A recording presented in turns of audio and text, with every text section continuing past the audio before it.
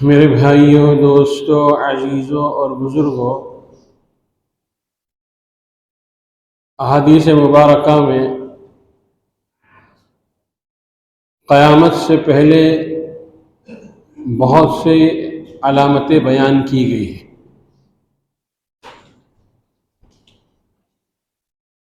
کہ اگر تم یہ چیزیں دیکھ لو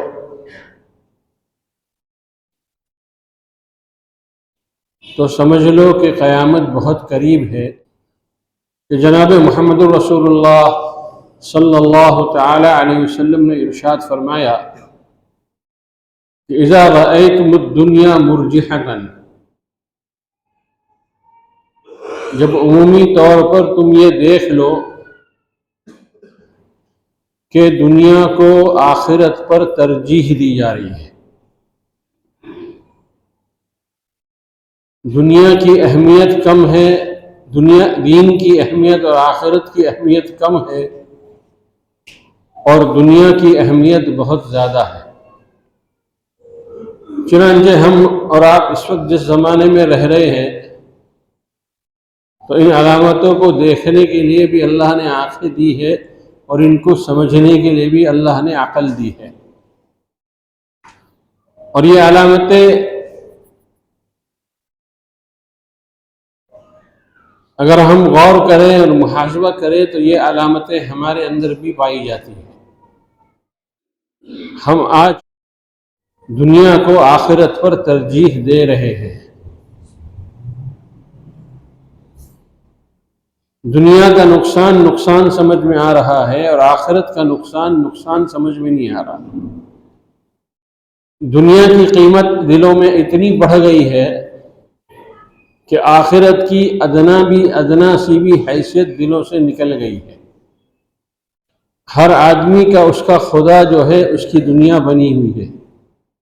اذا رأیتم الدنیا مرجحۃ، کہ جب دنیا کو آخرت پر ترجیح دی جانے لگے۔ آج یہی حال ہے،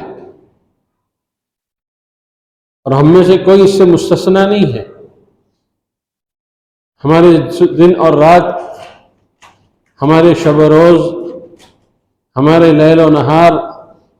ہماری منصوبہ بندی،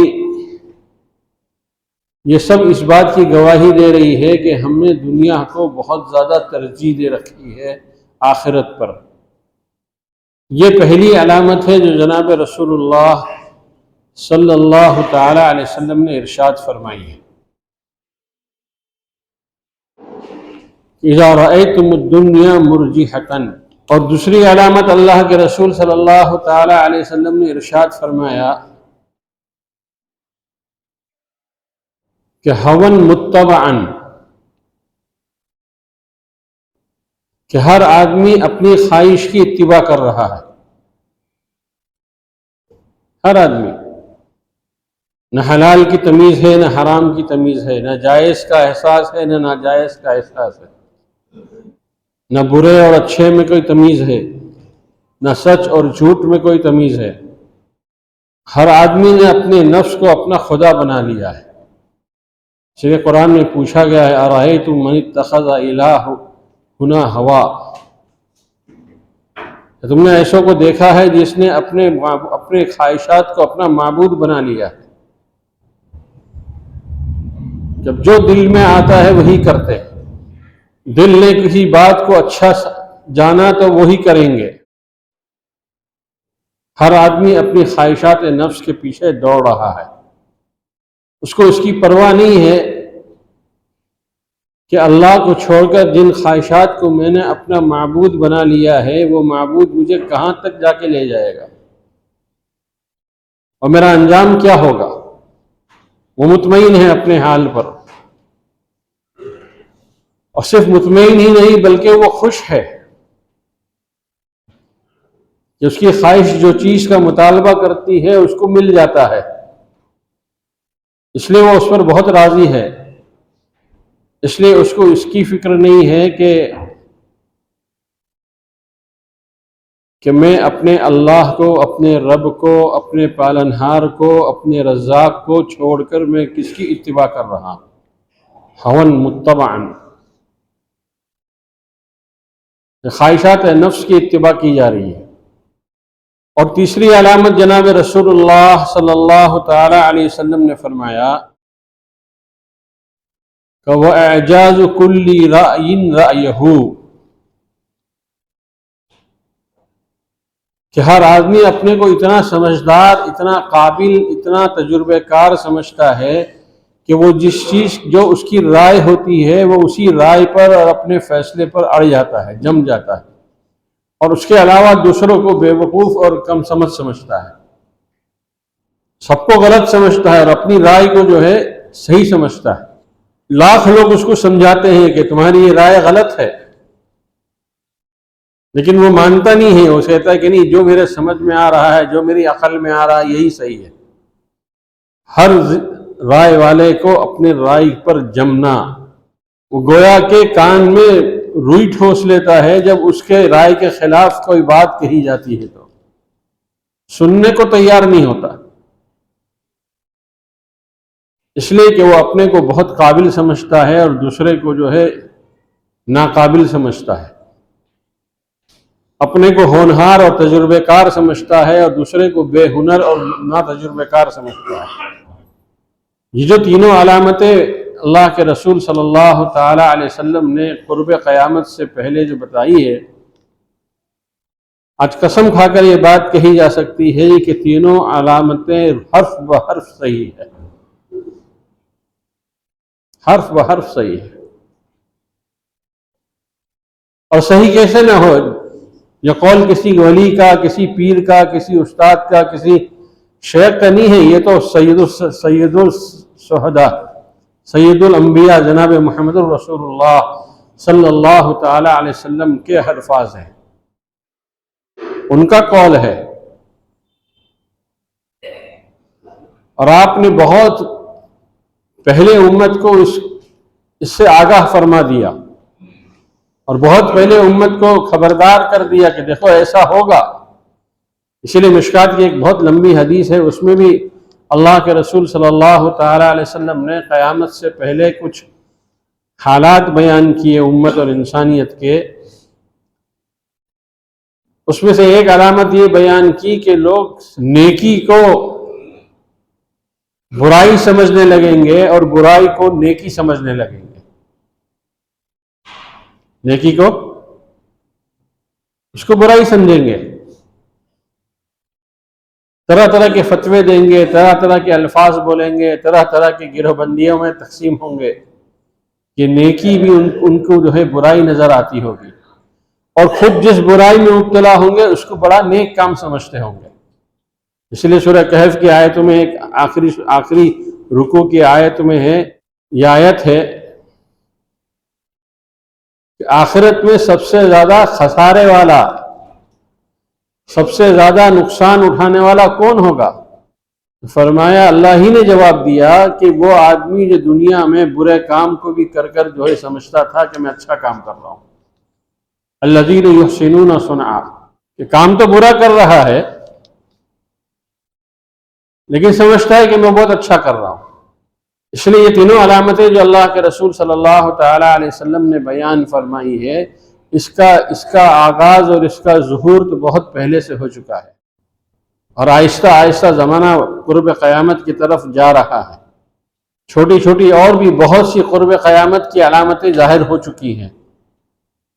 اب چند 4 بڑی علامتیں جو ہیں وہ ظاہر ہونی باقی ہے۔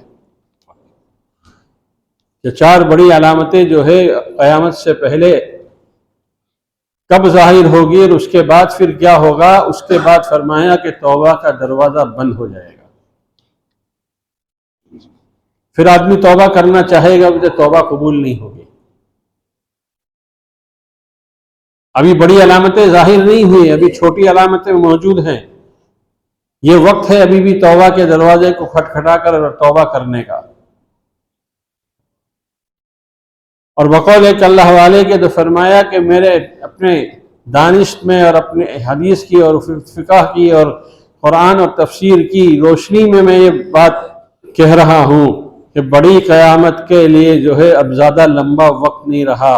گویا کہ اگر ہم نے نہیں دیکھا تو ہماری نسلیں تو ضرور دیکھ لیں گی، ہماری آنے والی نسل یہ وہ دیکھ لے گی۔ اتنا زمانہ قریب ہے۔ تو جو پہلی علامت بیان کی گئی تھی وہ کیا تھی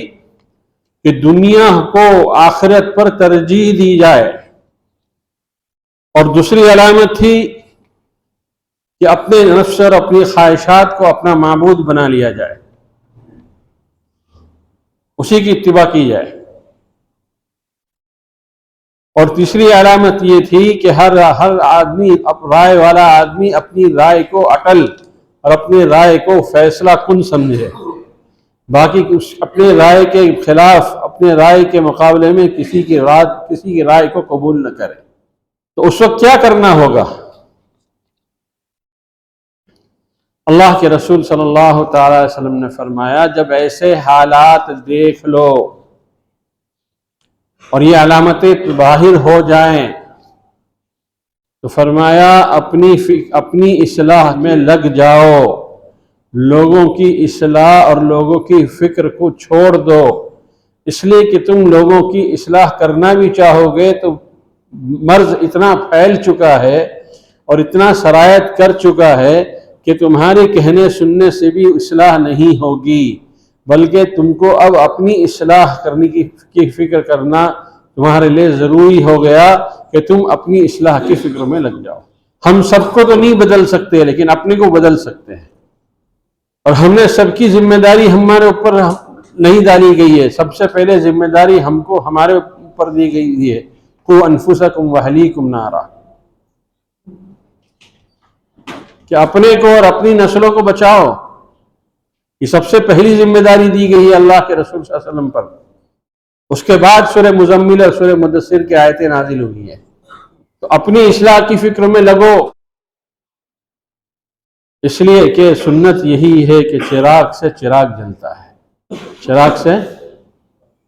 ٹیوب لائٹ سے کچھ جلتا ہے؟ ٹیوب لائٹ سے کوئی جنبش نہیں پیدا ہوتی، کوئی گرمی نہیں آتی، لیکن چراغ جلاؤ تو چراغ کی گرمی محسوس ہوتی ہے، اور جتنا اس چراغ سے اپنے آپ کو قریب کرو گے اتنی گرمی بھی ملے گی، اتنی روشنی بھی ملے گی، اور اپنے آپ کو جتنے چراغ سے دور رکھو گے تو چراغ سے گرمی تو نہیں ملے گی، ہاں روشنی تھوڑی بہت مل جائے گی۔ یہی مثال اللہ والوں کی ہے، یہی مثال ان اللہ والوں کی ہے جو اپنی دکان لگائے بیٹھے ہیں۔ اب وہ کہہ رہے ہیں کہ دکان تو لگی ہے لیکن کوئی اس دکان پر خریدار نہیں ہے، اس لیے کہ یہ امت ان تینوں علامتوں میں جو ہے گھر چکی ہے، مشغول ہو چکی ہے۔ اس لیے اپنی اصلاح کی فکر میں لگو اور ان جگہوں کو تلاش کرو جہاں پر لگ کر اصلاح ہو سکتی ہو۔ زمانہ بہت تیزی سے کروٹ لے رہا ہے، تو اس سے پہلے کہ پوری انسانیت کو خمیازہ بھگتنا پڑے امت کی بے دینی کا، آج جو پوری انسانیت کو جو نقصان ہو رہا ہے میرے دوستو بزرگوں، وہ ہماری بے دینی کا نتیجہ ہے، وہ ہماری غفلت کا نتیجہ ہے، ہماری اس کاہلی اور سستی کا نتیجہ ہے، ہماری دین کی بیزار ہونے کا نتیجہ ہے۔ جس دن امت کے اندر ایک معتد بھی تعداد جو ہے ان چراغوں سے چراغ جلا کر تیار ہو جائے گی، اس دن اللہ دنیا کے اندر حق کو غالب کر دے گا اور جو ہے باطل کو مغلوب کر دے گا۔ اسی لیے حضرت مولانا عمر صاحب رحمۃ اللہ علیہ فرمایا کرتے تھے کہ یہ وقف تربیت ہے، یہ وقت جو دیا گیا ہے نا اس امت کو، یہ وقف تربیت ہے، اور جو اس تربیت کے راستے سے گزر کر نکھر کر سامنے آئے گا، سونے کو بھی پگھلا جاتا ہے تاکہ کھرا اور کھوٹا سامنے آ جائے، سونے کو بھی جو ہے اور بھٹی کے اندر جو ہے اینٹ کے ٹکڑے کو بھی اور اینٹ کو بھی جو ہے اسی وقت پکایا جاتا ہے تاکہ اینٹ کون سی مضبوط ہے وہ سامنے آ جائے۔ یہ امت کے لیے یہ وقفہ تربیت ہے، یہ وقفہ عیش نہیں ہے، یہ مستی کا زمانہ نہیں ہے، یہ غفلت اور کاہلی اور سستی کا زمانہ نہیں ہے،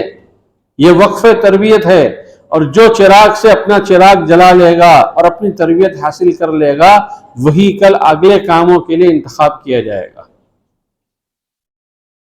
اسی کا انتخاب ہوگا۔ ہر کس و ناکس سے اللہ اپنے دین کا کام نہیں لیں گے۔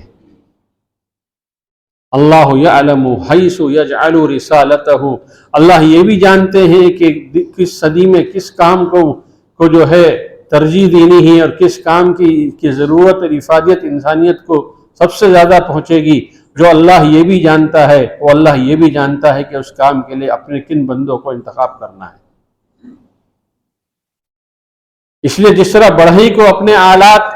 سے بہت محبت ہوتی ہے جو اس کی حفاظت کرتا ہے، اس کو ہر وقت قابل عمل بنانے کے لیے تیز کر کے رکھتا ہے، اور کوئی اگر اس کے آلات کو نقصان پہنچاتا ہے تو اس کو تکلیف ہوتی ہے۔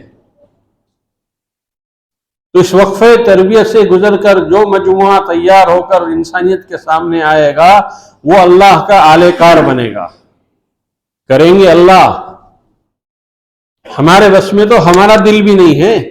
اگر کسی کے بس میں کسی کا دل ہوتا تو اللہ کے رسول کے صلی اللہ علیہ وسلم کو ابو طالب کے دل ان کے بس میں کر دیا گیا ہوتا، لیکن صاف فرما دیا انک لا تہدی من احببت ولکن اللہ یہدی من یشاء۔ تو آپ جس کو چاہے بدل دیں، جس کو چاہے توفیق دے دیں، جس کو چاہے ہدایت دیں، یہ نہیں ہوگا۔ تو ہمارا دل تو ہمارے ہاتھ میں نہیں ہے، چہ جائے کہ انسانیت کا دل۔ اس لیے اس وقف تربیت کو معمولی مت سمجھو۔ جس طرح ایک طالب علم امتحان سے پہلے امتحان کے ہال کے بارے میں باہر کھڑے ہو کر کتنا پڑھتا ہے، یہ بھی دیکھ لوں وہ بھی دیکھ لوں، چاہے یہ سوال بھی آ جائے چاہے وہ سوال بھی آ جائے، کچھ جو ہے کہیں سے بات سمجھ میں آ جائے، کتنا۔ اور پھر جب وہ وقف تربیت اس کو دیا گیا تھا، جب وہ پورا ہوتا ہے اور ہال کی گھنٹی بجتی ہے اور طالب علم جب اندر جاتا ہے تب پتہ چلتا ہے کہ وقف تربیت کو اس نے پڑھنے میں گزارا تھا یا کھیلنے میں گزارا تھا، اس نے اس وقف تربیت کو گوایا یا کمایا،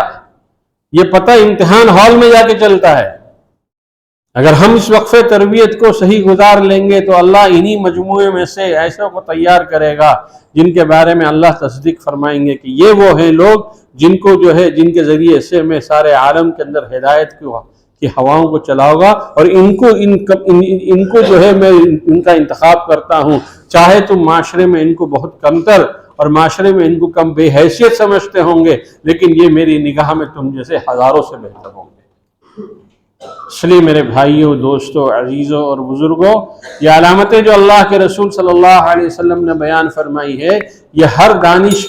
اور سمجھدار اور دانشور آدمی کے سمجھنے کے لیے کافی ہے، اور اسی کی روشنی میں اپنے آپ کو ڈھالنے کی اور تیاری کرنے کے لیے ضرورت ہے کہ ہم، کیونکہ چراغ سے جلتا ہے، دل کے چراغ سے دل کا چراغ جلتا ہے۔ کسی اللہ والے یا دل والے سے اپنے آپ کو لے جاؤ اور ان سے اپنا چراغ جلوا لو، تو دیکھو پھر کیسا اللہ تم کو جو ہے آئندہ کے کام کے لیے اللہ استعمال کرے گا۔ اللہ مجھے بھی استعمال فرما لے، آپ کو بھی استعمال فرما لے، اور ہماری آئندہ آنے والی نسلوں کو بھی استعمال فرما لے۔